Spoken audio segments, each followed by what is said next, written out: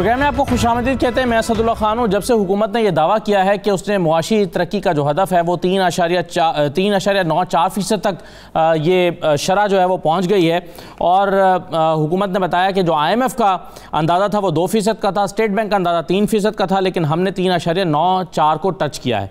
जब से हुकूमत ने यह ऐलान किया तब से अपोजिशन जो है उसने एक डिबेट शुरू कर दिया, और अपोजिशन का ख्याल है कि ये झूठे आदाद-ओ-शुमार हैं, ये सही आदाद-ओ-शुमार नहीं है।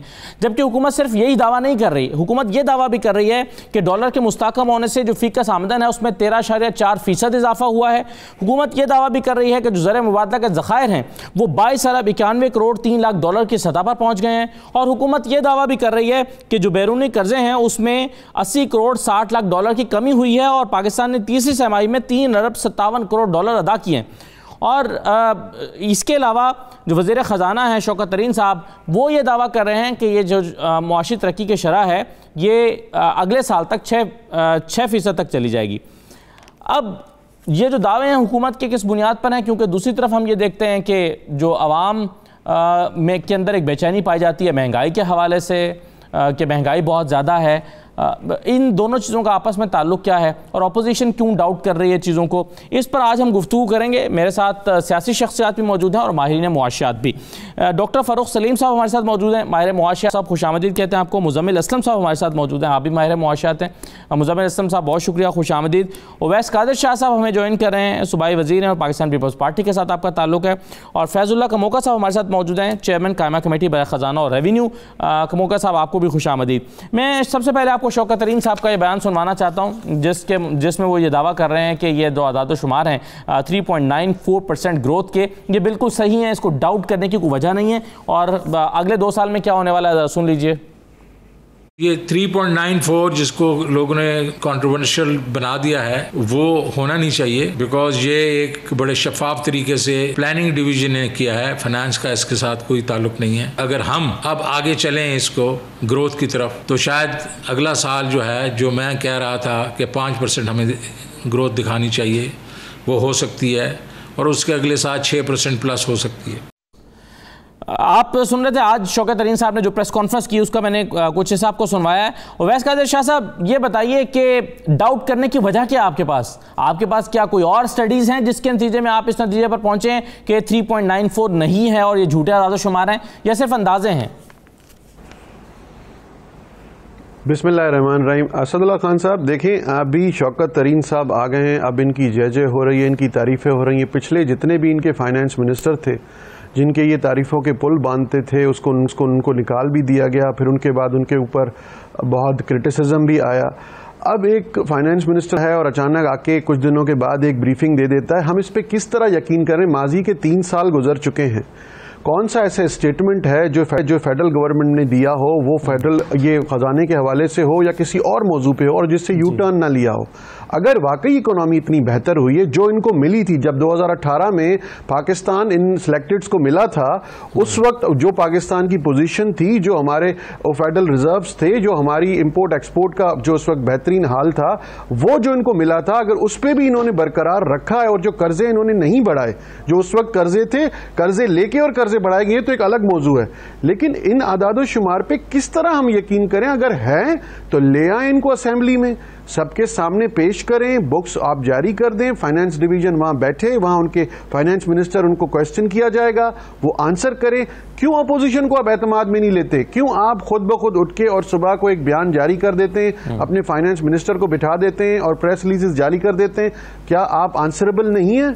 क्या आप आंसरेबल नहीं है इन लोगों के, उन मुंतखब नुमाइंदों को जो अपोजिशन में बैठे हैं?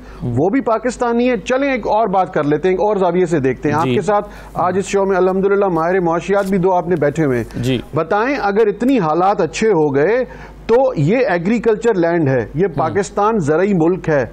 इस ज़रई मुल्क में अब हमें गंदम मंगानी पड़ रही है, अब हमें चीनी मंगानी पड़ रही है।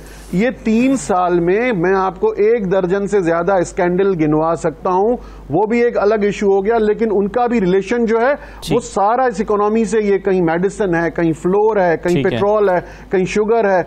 अब मुझे तो ये आप कह रहे हैं कि कोई वजह नहीं हो सकती, यानी ऐसा क्या हुआ है, ऐसी क्या चीज हैपनिंग, ऐसी क्या हैपनिंग हुई है जिसके नतीजे में 3.94% ग्रोथ हो? सॉरी टू से सॉरी टू से, लेकिन झूठ पे झूठ, झूठ पे झूठ, यू टर्न पे यू टर्न।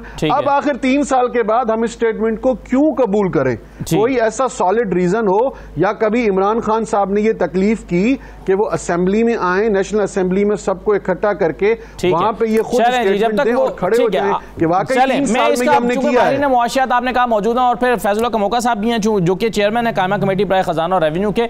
लेकिन पहले मैं मुजम्मिल असलम साहब के पास आना चाहता हूँ। मुजम्मिल साहब, क्या अपोजिशन के पास आपके ख्याल में स्ट्रॉन्ग ग्राउंड्स हैं इस पे बिलीव ना करने की कि ये ग्रोथ का जो फिगर दिया गया है जाली है, झूठा है? देखिए, हमारी तो ट्रेनिंग है डेटा की ना, और अगर कोई बात डेटा के साथ करता है तो फिर हम उसको बोलते हैं कि हाँ ये बात सही कर रहे हैं और हाँ ये बात गलत कर रहे हैं। बगैर डेटा की कोई बात हमारे लिए कोई मायना नहीं रखती। जो हैं आपके जो मेहमान हैं, उन्होंने ये कहा कि जी 3 साल में इन्होंने सारे झूठ बोले तो हमें इस पे यकीन नहीं है।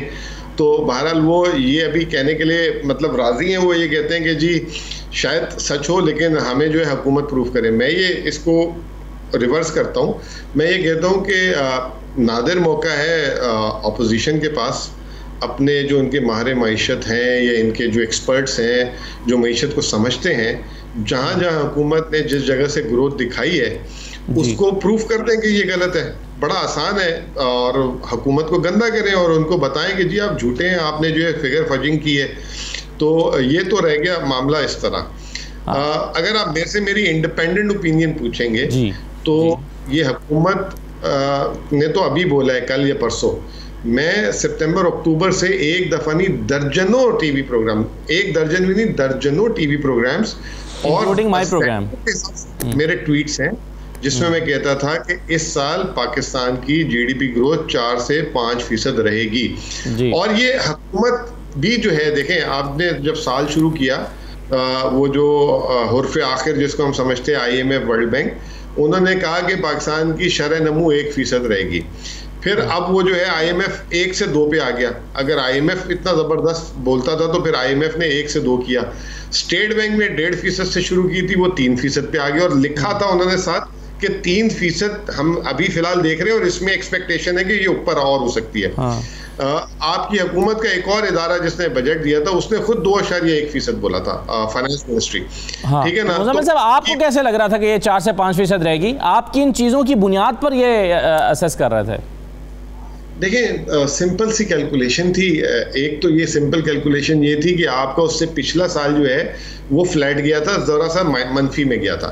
ठीक है ना? अब वो अगर आप कोविड से बाहर आ जाते हैं और अपनी बैक टू नॉर्मल हो जाते हैं तो आपको एक नेचुरल रेट ऑफ ग्रोथ जो है 3-3.5% का मिल जाना था। ठीक है?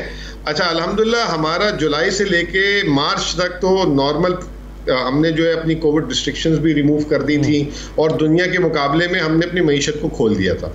अच्छा, फिर इसके बाद हम जो है ना मार्केट में बैठे हुए हैं, वी आर नॉट, मतलब कि एक यूनिवर्सिटी में फेलो बैठे हुए हैं कि वो डाटा छपेगा तो हम उसको फिर देखेंगे, मतलब डाटा 6 महीने बाद आता है जब हालात गुजरने के।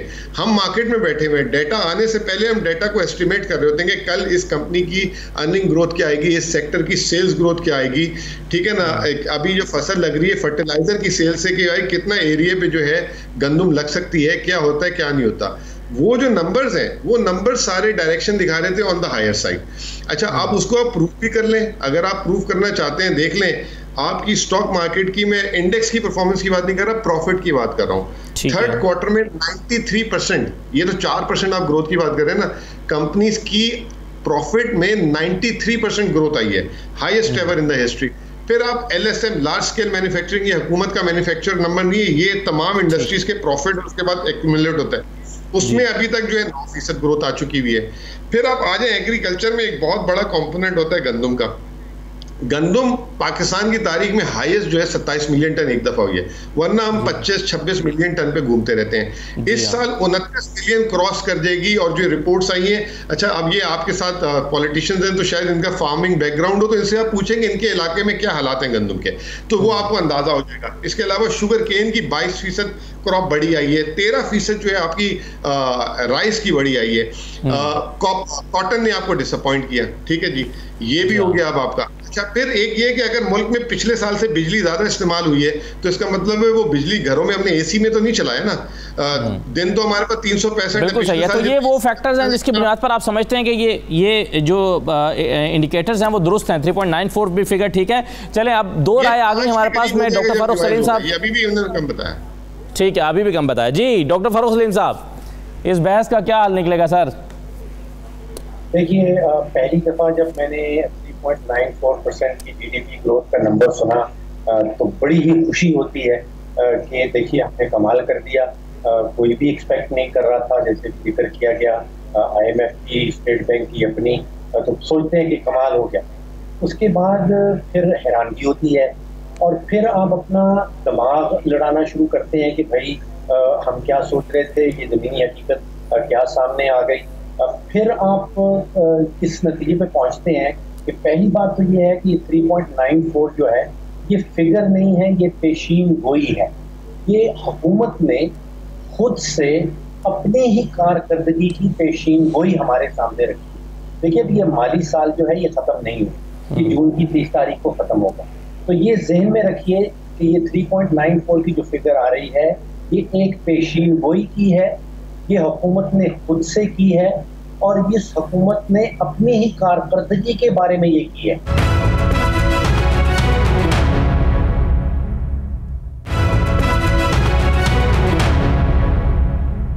डॉक्टर साहब, ये आपने बहुत ओवर सिंप्लीफाई नहीं कर दिया इसको कि गवर्नमेंट आपने, मतलब इस तरह तो गवर्नमेंट जो है वो 9 भी बता सकती है आखिर, और फिर गवर्नमेंट ये कह रही है कि इसमें, जैसे शौकत तरीन साहब ये कह रहे थे कि ये हमने नहीं किया। ये मैं आपको सुनवा देता हूँ। उन्होंने कहा कि ये जो है वो जो फिगर्स आई हैं ये जो है वो फिगर्स प्लानिंग जो है वो डिवीजन उनकी भी हैं और बाकी जो तमाम इदारे हैं उनकी भी है, और प्लस वो कह रहे हैं कि हम आगे जो आइंदा दिनों में टैरिफ इंक्रीज़ नहीं करेंगे। मैं आपको सुनवा देता हूँ ज़रा पॉइंट, फिर आप अपनी बात मुकम्मल कर लीजिएगा। टैरिफ जो हैं वो इस वक्त हम इंक्रीज़ नहीं करेंगे, लोगों पे बोझ नहीं डालेंगे, और हम उसके ऑल्टरनेट हमने प्लान जो है तैयार कर लिए हैं। और टैक्सेस पे भी यही है।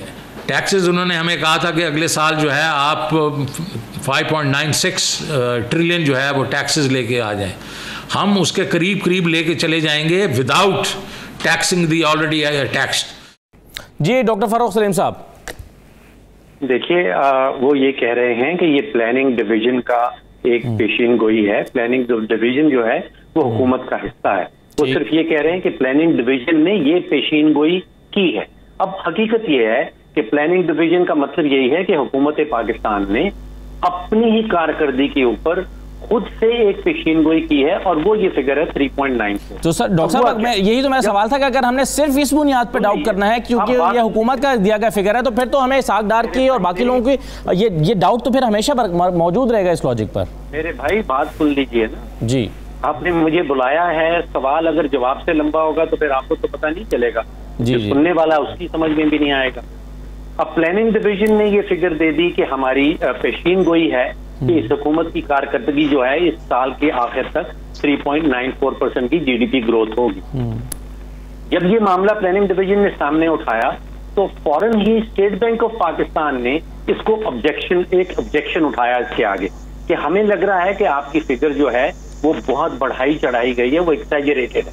और उसकी वजह स्टेट बैंक का जो नुमाइंदा है वो ये कह रहा है कि आपने जो गंदम की फसल का एस्टिमेट अपनी जीडीपी ग्रोथ में डाला है वो गलत है। ये मैं नहीं कह रहा हूँ, ये स्टेट बैंक ने 3.94 की फिगर सुनने के बाद कहा। उसके बाद वजारत खजाना का जो इकोनॉमिक एडवाइजर कहलाता है उसने कहा कि मुझे भी महसूस हो रहा है कि ये फिगर जो है ये एक्सैजरेटेड है, ये आप ज्यादा बता रहे हैं।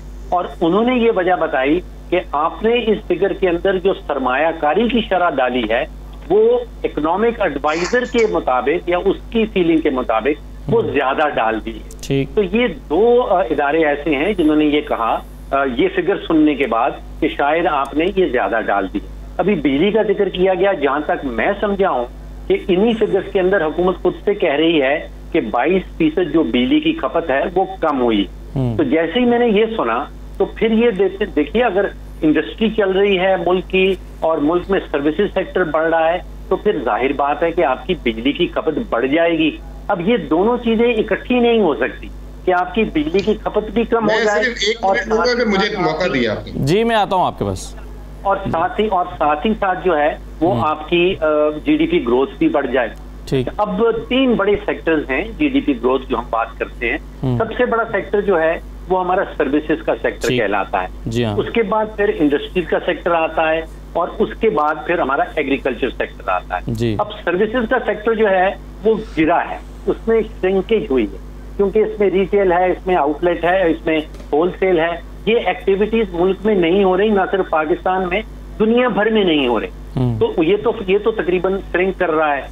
इंडस्ट्रियल सेक्टर जो है वो तकरीबन फ्लैट है, वो ना बड़ा है और ना कम हुआ है। जो एग्रीकल्चर सेक्टर है उसमें कहा जा रहा है कि ग्रोथ आई है।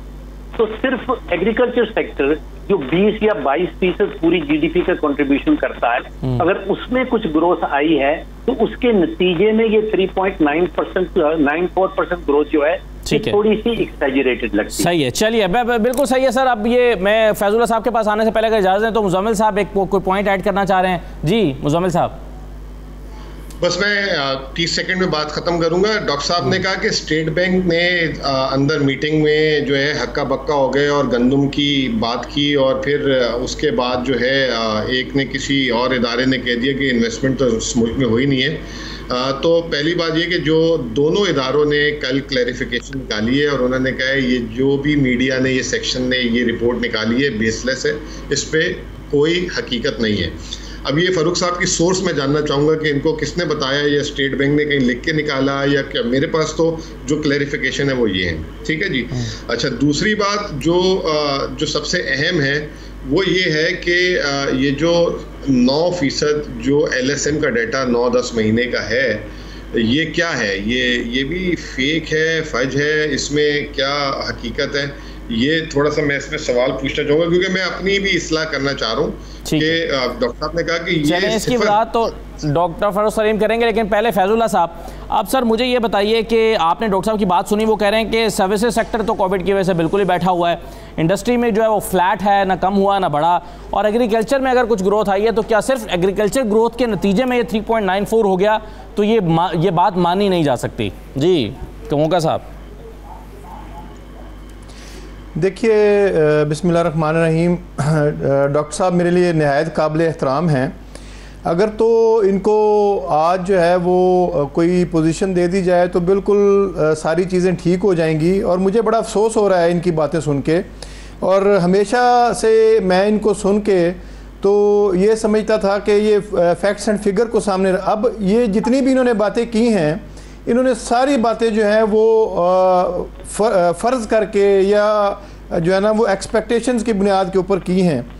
एग्रीकल्चर में 2.8% से कम ग्रोथ हो तो मैं रिज़ाइन करने के लिए तैयार हूँ। इंडस्ट्री में अगर 3.6% से कम ग्रोथ हो तो जो ये सज़ा तजवीज़ करें मैं लेने के लिए तैयार हूँ। सर्विसेज सेक्टर में अगर 4.4% से कम ग्रोथ हो तो बिल्कुल ये जो कहें मैं करने के लिए तैयार हूँ। इसके अलावा जैसे अभी मुजम्मिल साहब ने फिगर्स कोट किए हैं, बिल्कुल सही कहा, वीट में 8.1% का इजाफा है, शुगर केन में 22% का इजाफा है, राइस में 13.6% का इजाफा है, और मेज़ में 7.4% का इजाफा है। और ओवरऑल हमारी जो है वो एग्रीकल्चर इकॉनमी है उसमें 4.65% की ग्रोथ हुई है ओवरऑल। तो मैं ये हैरान हूँ इनकी बातें सुन के डॉक्टर साहब की। ये जुटलाएं इन बातों को, मुझे ये बताएं डॉक्टर साहब के क्या करंट अकाउंट जो है वो पॉजिटिव में नहीं गया हमारा? मुझे ये बताएं कि फॉरेन रेमिटेंसेस जो हैं उसमें इजाफा हुआ है या नहीं हुआ? और एक रिकॉर्ड इजाफा है हमारी एक्सपोर्ट्स के अंदर। मैं फैसलाबाद से ताल्लुक़ रखता हूँ, मेरे साथ डिबेट कर लें।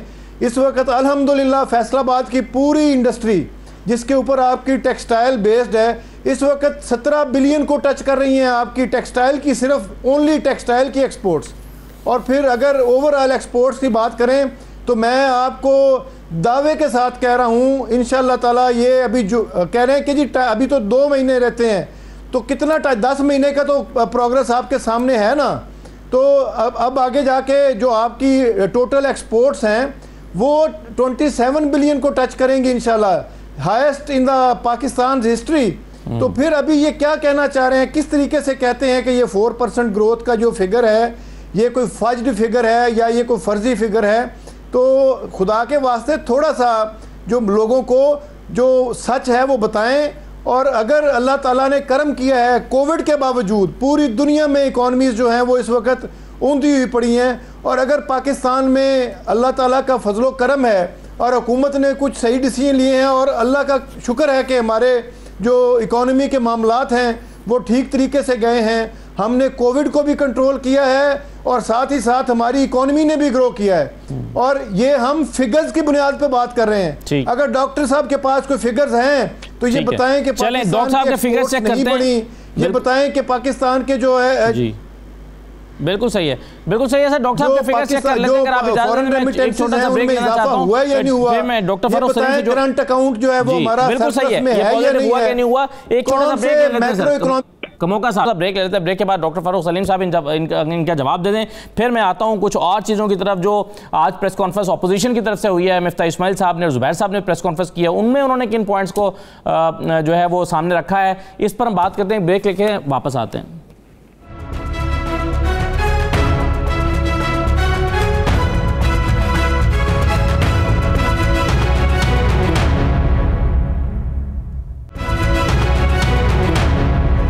दोबारा खुशामदीद कहते हैं डॉक्टर फारूक सलीम साहब। पहले तो आप अगर जवाब देना चाहें, कमोका साहब ये कह रहे हैं कि सर्विसेज का जो ग्रोथ है वो 4.4% है, इंडस्ट्री की ग्रोथ 3.6% है, इसी तरह से एग्रीकल्चर का तो आपने खुद एक्सेप्ट किया। फिर वो कह रहे हैं करंट अकाउंट जो है वो पॉजिटिव रहा, फॉरेन रेमिटेंसेज जो हैं वो रिकॉर्ड रहीं। तो ये तमाम इंडिकेटर्स की बुनियाद पर हुआ है अगर ग्रोथ रेट 3.94 दिखाया गया है, इसमें हैरानी किस बात की है? क्या ये आपके ख्याल में फिगर्स दुरुस्त नहीं है और आपके क्या फिगर्स हैं? देखिए, मैंने अपना आर्ग्यूमेंट शुरू किया था कि मुझे बड़ी खुशी हुई ये फिगर सुन के। जो साहब फैसलाबाद से आपके साथ बैठे हैं, उन्होंने अपना आर्ग्यूमेंट शुरू किया जातियात की बुनियाद के ऊपर। उन्होंने मेरी जात को मौका बनाया कि इनको कोई पोस्ट मिल जाए तो आज सब कुछ ठीक हो जाएगा। तो जातियात पे तो वो लोग अपने दलाइल बेस करते हैं जिनके पास कोई दलील नहीं बचती, तो फिर वो जातियात पे उतर जाते हैं और या फिर वो शोर मचाने लगते हैं। तो ये दो चीजें मुझे अभी महसूस हुआ कि फैसलाबाद से जो साहब बैठे हैं वो शुरू उन्होंने किया जातियात से, और फिर उन्होंने बेतहाशा जो है वो शोर में आके शोर मचाया कि हमने ये कर दिया, हमने वो कर दिया। कि मुझे तो खुशी होगी कि अगर ये 3.9 नहीं, ये 6% या 7% ग्रोथ हो जाए। मैं अपनी माहिराना राय दे रहा हूँ, उसका जातियात से कोई लेकिन डॉक्टर साहब आपके ख्याल में ये फिगर्स जो कमोका साहब दिखा रहे हैं ये गलत हैं? और अगर गलत हैं तो सही फिगर्स क्या हैं सर्विसेज सेक्टर में, खासतौर पर इंडस्ट्री में? कि ये पेशीन गोई है जो हुकूमत खुद या हुकूमत के नुमाइंदे इस वक्त कर रहे हैं। इससे ना तो IMF एग्री कर रहा है, इससे ना वर्ल्ड बैंक एग्री कर रहा है, इससे ना हुकूमत के अपने एस्टिमेट्स एग्री कर रहे हैं, इससे ना स्टेट बैंक एग्री कर रहा है, इससे ना इकोनॉमिक एडवाइजर जो है मिनिस्ट्री ऑफ इकोनॉमिक्स का, ना वो एग्री कर रहा है। मेरी दुआ है कि इससे भी ज्यादा हो। अच्छा, अब आप जरा सी माशी डिबेट से हट जाएं, जो मईशतदान बैठ के आपस में बहस करते हैं। ज्यादा जरूरी चीज ये है, जो 22 करोड़ पाकिस्तानियों की मईशत है, जिसमें आपने शायद इब्तदाई में जो बहुत जबरदस्त नुक्ता उठाया था, वो ये था कि हुकूमती दावे और उनका ताल्लुक जमीनी हकीकत के साथ। देखिए, जो आम आदमी है, जो आम पाकिस्तानी शहरी है, उसका ताल्लुक नहीं है कि करंट अकाउंट सरप्लस में जा रहा है या नहीं जा रहा, या GDP ग्रोथ कितनी बन गई। उसकी मईशत जो है वो 3 चीजों के इर्द गिर्द घूमती। उसकी मईशत घूमती है कि भाई आटे की आज क्या कीमत है, चीनी की क्या कीमत है, और मेरा बिजली का बिल क्या आ रहा है। उसकी मईशत ये 3 चीजें। अब पिछले कोई 32-33 महीने में ये हुआ है कि जो 35 रुपए किलो का आटा बिक रहा था, आज से तकरीबन 3 साल पहले वो पहुंच गया है 75 रुपए किलो में। जो चीनी बिक रही थी 55 रुपए किलो, वो पहुंच गई 100 रुपए से ऊपर। और जो बिजली का बिल आज से 32-33 रुपए डॉक्टर साहब 10 या 11 रुपए का यूनिट आता था, वो अब 24-25 रुपए का यूनिट आ रहा है। आप अपने घर का, अपने स्टूडियो का बिजली का बिल ज्यादा हो गया। ठीक है, चलें इसका जवाब मैं लेता हूँ। बिल्कुल सही है डॉक्टर साहब, आपने बिल्कुल सही कहा कि जमीनी हकायक और आवाम की जो खान साहब मैं ऐड करूँ उस पर जी। खान साहब सिर्फ 30 सेकंड, जब आपने मुझसे शुरू में क्वेश्चन पूछा, मेरे बाद जो हमारे माहिर माशियात बैठे हुए थे, लेकिन डॉक्टर साहब ने जो बातें कही वो एक प्रेडिक्शन, मुजम्मिल हसन साहब, with all due respect, Muzammil Hasan साहब ने कहा कि मैं इस तरह तो नहीं मानता कि जब तक डेटा ना मिले, तो मुजम्मिल हसन साहब से ये कहूंगा कि डेटा कौन बनाता है, कौन देगा आपको? देखिए डॉक्टर साहब ने एक बात कही विद फैक्ट्स एंड फिगर्स, अब इसको भी आप ना माने, उसको भी आपने कहा कि उनका सोर्स बताना है, जो आपके पास जो प्रेस रिलीज करी हैं वो मालूम कर लें। आपने कहा एग्रीकल्चर की बात की, वो तो मुजम्मिल साहब ने खुद कर दी कि वीट और शुगर केन, वो तो पिछले साल भी बहुत अच्छे थे, मेरा सवाल आपसे पिछले साल भी वो क्रॉप बम्पर था, तो आपने इंपोर्ट क्यों किया? मेरा सवाल आपसे ये है सर, क्यों किया इस साल? शाह साहब ये बताइए, आप किस बुनियाद पर डॉक्टर फरूख सलीम साहब की फिगर्स को सही और कमोका साहब की फिगर्स को गलत करार दे रहे हैं? किस बुनियाद पर? आपके पास कौन सा? मैं शुरू से जी खान साहब, मैं सिर्फ प्रैक्टिकल ग्राउंड्स पे आपसे बात कर रहा हूँ। आदाद और शुमार चले, डॉक्टर साहब के भी गलत, मेरे भी गलत, मुजम्मिल साहब ठीक, कमोका साहब ठीक, ये बताएं कि इतने अच्छे आदाद और शुमार, इतने अच्छे अशारिया लगा के इन्होंने बताया है, तो इसका ग्राउंड पे क्या असर पड़ता है? क्या मेडिसिन की कीमतें कम हुई? क्या आटा कम हुआ? क्या चीनी कम हुई? क्या जो हम जो सब्जियां लेने जाते हैं, क्या एग्रीकल्चर, क्या आपने सब्सिडी दी है कहीं? क्या एग्रीकल्चर में जो रोजमर्रा की खाने की अशिया आती हैं उन पे कोई फर्क पड़ा? देखिए आप कुछ भी कर लें, आपका रेमिटेंस कितना भी अच्छा आ जाए, आपके रिजर्व्स कितने भी अच्छे बढ़ जाएं, देखिए उनका इफेक्ट नीचे लोगों तक तो आना चाहिए। इस वक्त तक किस चीज को आपने कंट्रोल किया है? इस वक्त तक कोई ऐसा सेक्टर बता दें। आप दावे तो बहुत बड़े कर रहे हैं, हाँ मुजम्मिल साहब कह रहे हैं ना प्रूव करें, हम डेफिनेटली प्रूव करेंगे, और प्रूव करने की जगह है नेशनल असेंबली, और इसलिए मैं कह रहा हूं कि नेशनल असेंबली में खान साहब आके खड़े हो जाएं और ये सारी बातें कहें जो कमोका साहब कह रहे हैं। हमारे इकोनॉमिस्ट भी बैठेंगे, हमारे लेजिस्लेटर्स भी होंगे, और विद फैक्ट्स एंड फिगर्स बताएंगे। लेकिन आप और हम इतना तो बिल्कुल समझ सकते हैं, जिस तरह डॉक्टर साहब ने कहा कि जी आम इंसान की, जो आम आदमी है, उसकी इकोनॉमी पे क्या फर्क पड़ा है? क्या पाकिस्तान में अरबों डॉलर आपने जमा कर दिए, बहुत अच्छा, मेरा मुल्क है, आप कर रहे हैं, बहुत खुशी हुई, लेकिन अब इफेक्ट क्या आएगा? क्या कल आटा जो है वो 10 रुपए किलो हो जाएगा? 110 रुपए से चीनी 25 रुपए किलो हो जाएगी? क्या पेट्रोल 50 रुपए लीटर हो जाएगा? अगर इस तरह का कोई फर्क पड़ा है इन पिछले 2-2.5 सालों में, तो हम तो मानने को तैयार हैं कि आपने इकोनॉमी बेहतर कर दी, दूध की नदियां बहा दी, शहद की नदियां बहा दी, लेकिन इस तरह की कोई बात दूर दूर तक सुनने में नहीं आ रही है। चलिए, मैं ये सुनाई दे रहा है, लेकिन ये जो आपने और टैरिफ भी बढ़ेगा बिजली का और पेट्रोल भी बढ़ेगा। ठीक है, चलें, ये जो नुक्ता उठाया है, मैं मुजम्मिल हसन साहब 3-4 चीज़ें उन्होंने कही। उन्होंने कहा कि अगर ये आदाद-ओ-शुमार इतने अच्छे हैं और ग्रोथ इतनी अच्छी है, सूरत हाल इतनी बेहतर हो रही है, और जो करंट अकाउंट है वो पॉजिटिव में हो गया है, और रेमिटेंसेस बढ़ गई हैं, सब चीज़ें अच्छी हो रही हैं, तो ये महंगाई जो है ये आवाम की जान क्यों नहीं छोड़ी? वो ग्रॉसरी जो 4,000 रुपये में होती थी आम आदमी के घर की, वो 9,000 रुपये में हो रही है। ये बिजली का बिल इतना ज़्यादा आ रहा है, अद्वियात महंगी हो गई हैं, आटा महंगा हो गया। आपके ख्याल में ये चीज़ें फिर महंगाई क्यों कम नहीं हो रही? आम आदमी के लिए जवाब क्या है मुजम्मिल साहब? देखें, पहली बात ये कि अभी बड़ी अच्छी बात बोली कि आटे की कीमत 75 रुपये किलो हो गई है, और जो है हमारा क्या ताल्लुक बम्पर क्रॉप हो या ना हो। अभी सिंध हुकूमत ने पिछले साल 1350 रुपये गंदम की कीमत को बढ़ा के 2,000 रुपये कर दिया। अब वो एक तरफ कहती है कि जी किसान गरीब, हारी गरीब, फार्मर गरीब, ये गरीब, वो, चलो जी वो गरीब हो गया। आपने सिंध हुकूमत ने 1350 से उठा के 2,000 रुपये बोरी कर दी। हुकूमत पाकिस्तान कह रही थी कि 1,600 रुपये बोरी करो, पंजाब हुकूमत ने 1,800 कर दी उसको, ठीक है। अच्छा, आप मुझे एक बात बताएं कि आपकी 2,000 रुपए की अगर गंदम आपने मैं ऐड करूं कि आपने में कितनी रखी गई, बलोचिस्तान में कितनी रखी गई? Sir please let me finish. आप जरूर बोलिएगा, मैं आपके बीच में नहीं बोलूंगा। तो जब इन्होंने 2,000 रुपये बोरी कर दी तो 50 रुपए किलो तो सिर्फ माशाल्लाह गंदम हो गई। अच्छा, फिर उसके बाद सिंध हुकूमत ने जिला बंदी लगा दी कि जी ठट्टा की गंदम उसके अंदर है, इधर है, बाहर ना जाए। वो कराची पहुंचते पहुंचते गंदम जो है 55 रुपए किलो मिलती है मिल को। मिल वाले कहते हैं कि जी 10 रुपए किलो जो है हमारा इस पे जो है वर्किंग है, और इसमें रिटेल होलसेल सारों का मार्जिन है 65 रुपए किलो है। तो यार ये अगर इतनी इनको गम था कि गरीब आदमी को आटा जो है इतना महंगा मिल रहा है, तो ये इन्होंने 1350 में रहने देते और फिर अपने किसान को बोलते कि भाई 1350 में तुम गंदम लगाओ। इनका किसान तो इनकी खुद नहीं बात मानता। एक तरफ क्रिटिसाइज करते हैं, फिर आ जाए बात, इन्होंने कहा कि अगर हमारा मुल्क इतना अच्छा है तो हमें गंदम इंपोर्ट क्यों करनी पड़ी।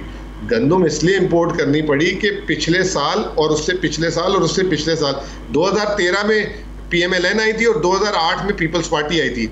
2008 से 2018 तक पाकिस्तान की गंदम की पैदावार 24 से 26 मिलियन टन पे घूमती रही। इन्होंने 10 सालों में क्या काम किया एग्रीकल्चर पे।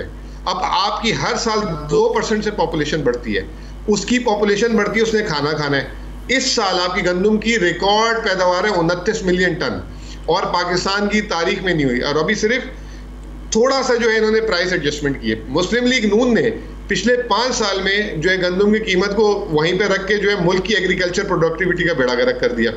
अच्छा, फिर एक और चीज आप जो सबसे अहम जो मैं आप एक बात करना चाहूंगा जी, ये कहते हैं कि जी मुल्क मूव नहीं कर रहा और जो है ये जो है होलसेल एंड रिटेल एक्टिविटी नहीं है। भाई होलसेल और रिटेल एक्टिविटी अगर पिछले साल से आपकी रिकॉर्ड गंदम आई है, LSM 9% से बढ़ रहा है, तो वो जो चीज़ें बनती हैं कारखानों में जब खेतों से आ रही है तो वो होलसेल रिटेल होती हैं या वो उधर ही खाली जाती हैं, वो मार्केट में आती हैं, तो उससे होलसेल और रिटेल का हजम बढ़ेगा। फिर वो एक ट्रांसपोर्टेशन से आएंगी मार्केट में, उसके लिए बिजली ज्यादा इस्तेमाल होगी। पिछले साल के मुकाबले में 5 साहब, अब वो जो सवाल बुनियादी था वो रह गया कि महंगाई क्यों कंट्रोल नहीं हो रही, फिर आम आदमी तक क्यों फायदा पहुंचा उन तमाम सवाल का जवाब ये दिया कि इन्होंने जो क्रॉप जो सूबाई हुकूमतों ने रेट बढ़ाए उसकी वजह से वो महंगाई तो पास ऑन होनी है हुकूमत जेब से। वफाकी हुकूमत का तो चैप्टर ही नहीं है। ये सारी की सारी जो तकलीफें हैं ये 18वीं तरमीम के बाद से हैं और ये आगे चलती रहेंगी।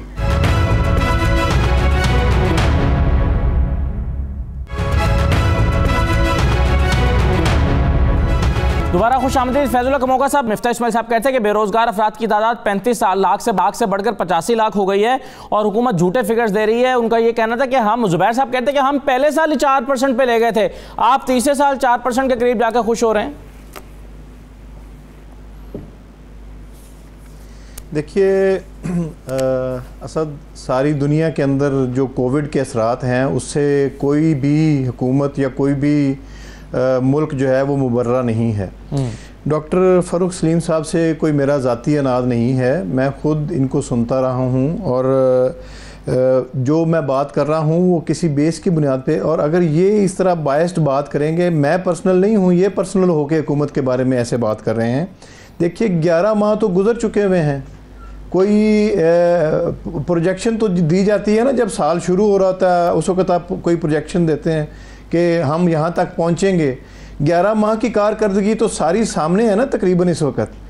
फिर इसके बाद फूड, इन्होंने कहा जी कि आपने भी बात की कि आम आदमी तक जो है वो इसके असरात क्यों नहीं पहुँच रहे, महंगाई क्यों है। तो मैं आपको बिल्कुल खुलेआम दावत देता हूँ कि आप जो है वो पूरी दुनिया के अंदर चेक कर लें कि वहाँ पे जो फूड आइटम्स हैं वो उनकी कीमतें बढ़ी हैं या नहीं बढ़ी हैं। पूरी दुनिया के अंदर फूड आइटम्स की कीमतें बढ़ी हैं और पूरी दुनिया में फूड आइटम्स के ऊपर जो है वो असरात आए हैं इस चीज़ के। फिर जो कीमतें बढ़ने की एक मेन रीज़न होती है वो पेट्रोलियम प्राइसेस होती हैं। मैं, डॉक्टर साहब बड़े मोहतरम हैं, मैं और मेरे जो पीपल्स पार्टी से भाई बैठे हैं, मैं इन दोनों को कहता हूं कि ये पूरे खित्ते का कंपैरिजन कर लें कि पेट्रोल प्राइसेस जो हैं वो पाकिस्तान में ज़्यादा हैं या बाकी मुल्कों के अंदर ज़्यादा हैं, और बाकी भी जो चीज़ें हैं जो आप इस वक्त जैसे डॉक्टर मुजम्मिल साहब ने बात की है, ये सारी बिल्कुल अयां हैं, चीज़ें वाज़े हैं। और इतनी वाज़े चीज़ें होने के बावजूद अगर ये नहीं मान रहे तो फिर हमारे पास कोई ऐसा ज़रिया नहीं है, आप किसी को ज़बरदस्ती तो मना नहीं सकते हैं। तो इस वक्त अल्हम्दुलिल्लाह हम पूरी तरह से मुतमिन हैं, हमारी जो इकॉनमी है उसकी डायरेक्शन बिल्कुल सही है। जो नेक्स्ट बजट आने जा रहा है वो मैं पूरी तसल्ली के साथ आपको बता रहा हूँ कि इंशाअल्लाह ताला उसमें जो हमारा तनख्वाहदार तबका है उनके लिए रिलीफ होगा। पंजाब गवर्नमेंट ने 25% इंक्रीज़ का ऐलान कर दिया हुआ है। बाकी भी इंशाअल्लाह ताला जब बजट आएगा तो उसमें जो तनख्वाहदार तबका है उसके लिए जो है वो आपको नज़र आएगा कि बजट में रिलीफ है। और इसी तरह से मैं आपको बता दूं 60% हमारी आबादी जो है वो देहात से ताल्लुक़ रखती है। ठीक, तो ये जो कीमत बढ़ी, पंजाब ने 1800 रुपया गंदम की कीमत रखी, सिंध ने 2000 रुपया रखी है। तो अब इसका डेफिनेटली जो आपकी जो एंड प्रोडक्ट है उसके ऊपर असर पड़ना है या नहीं पड़ना। सही। तो ये पहले से बड़ी हैं जो किसान, 60% जो आपकी आबादी है जी, उनको गन्ने की भी सही कीमत मिली, ठीक, और उनको गंदम की भी सही कीमत मिली। आज आप देहात में जाके सर्वे कर लें, आपका किसान खुशहाल है इस वक्त। कोई किसान ये नहीं कह रहा कि उसको जो है वो आज उसकी फसल की कीमत नहीं मिल रही। ठीक है। शुगर मिल्स के ऊपर पाबंदी लगाई गई आप कह रहे हैं महंगाई का शोर जो है वो ज्यादा शहरों में है, देहात में नहीं है। गंदम की अच्छा, बिल्कुल सही है। 60% आपकी आबादी तो देहात के अंदर है। अब शहरों की बात सुन लें, शहरों के अंदर जी मैं आपको बता रहा हूं। जी जी जी जी मैं एक चीज़ अगर आप इजाज़त दें तो मैं डॉक्टर फरोख सलीम साहब से एक सवाल का जवाब लेकर फिर मैं वापस आपसे एक और चीज़ जानना चाहूँगा। डॉक्टर साहब ये बताइए कि कहा जा रहा है कि फ़ीकस आमदन जो है हुकूमत की जानिब से कहा जा रहा है वो 13.4% उसमें इजाफा हुआ है, और इसकी एक वजह डॉलर का इस्तेहकाम भी है। आपके ख्याल में वो क्या फैक्टर्स हैं जिसकी वजह से डॉलर 168.5 से कम होकर 152-153 पर आया, ये, और डॉलर में इस्तेहकाम कैसे आया है और क्या ये कितना खुशाइंद है? देखिए, डॉलर में इस्तेहकाम आया है, ये बड़ी खुशाइंद बात है। इसका मतलब कि पाकिस्तान की करेंसी जो है वो डॉलर के मुकाबले में ज्यादा स्ट्रांग हो गई है। इसका मतलब ये हमारी परचेजिंग पावर पाकिस्तानियों की जो है, अगर कोई बाहर से इम्पोर्टेड चीज हम खरीद रहे हैं तो वो बढ़ गई है।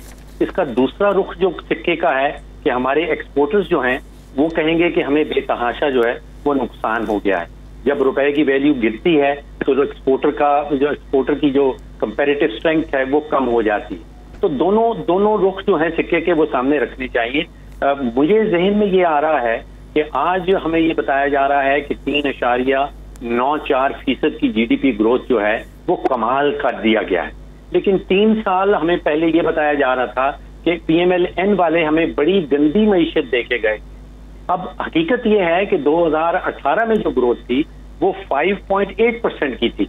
तो अगर आज बहुत जबरदस्त मईशत जा रही है और उसका इशारिया हम ले रहे हैं जीडीपी ग्रोथ 3.94, तो इसका मतलब है कि 2018 की मईशत तो इससे 2 गुना तकरीबन। कोविड में तो आया ना उसके बाद डॉक्टर साहब, कोविड का फैक्टर भी तो है ना। जी मैं सिर्फ ये कहना चाह रहा हूँ कि उस वक्त की मईशत फिर आज की मईशत से बहुत बेहतर थी, क्योंकि वो 5.8 था, आज 3.94 है। सही। अच्छा, फिर आपने अभी शायद कहा गया कि बाकी दुनिया की जो इकोनॉमीज हैं वो ऊंधी पड़ी हुई है। ऐसा नहीं है, जिसको टेक्निकल टर्म्स में बेस इफेक्ट कहते हैं, कि यानी कि कोविड के दौरान जिसका आपने जिक्र किया, सारी दुनिया की मईशत जो है, जो इकोनॉमीज हैं वो एकदम ठुस हो गई थी और अब उठी हैं, तो हमें लगता है कि बहुत जबरदस्त उठ रही हैं। अब हमारी 3.94 हमारी हुकूमत बता रही है। एशियन डेवलपमेंट बैंक जो बता रहा है इंडिया के बारे में वो 11% बता रहा है कि उसकी 11% ग्रोथ होगी। एशियन डेवलपमेंट बैंक जो बांग्लादेश के बारे में बता रहा है वो 7% बता रहा है, क्योंकि ये बेस इफेक्ट जिसको हम इकोनॉमी में कहते हैं। अगेन मैं टेक्निकलिटीज में नहीं जाना चाहता। देखिए, सादा बात ये है कि आज से 3 साल पहले हम 22 करोड़ पाकिस्तानी मिलके जब गंदम खरीदते थे तो हमें गंदम मिलती थी 800 अरब रुपए की। आज वही गंदम हम खरीद रहे हैं 1800 अरब रुपए की। तो 1000 अरब रुपए का टीका लग गया। बेशक हमारी बम्पर क्रॉप आ गई, क्या हमें वो 1000 रुपया सही है। और बिजली की कीमतों में भी बहुत इजाफा हुआ है, बिजली की कीमतों में भी बेतहाशा इजाफा है। मेरे को से कमोका साहब ये बताइए कि अब ये तमाम फिक्र जो अवैस कादिर साहब बार बार कह रहे हैं कि आप इनको पार्लियामेंट में लेकर क्यों नहीं आते, वहां पर पता चलेगा ना जब ये फिगर चैलेंज होंगे। आप बाहर बाला ये बातें कर रहे हैं, पार्लियामेंट में लेकर आ रहे हैं?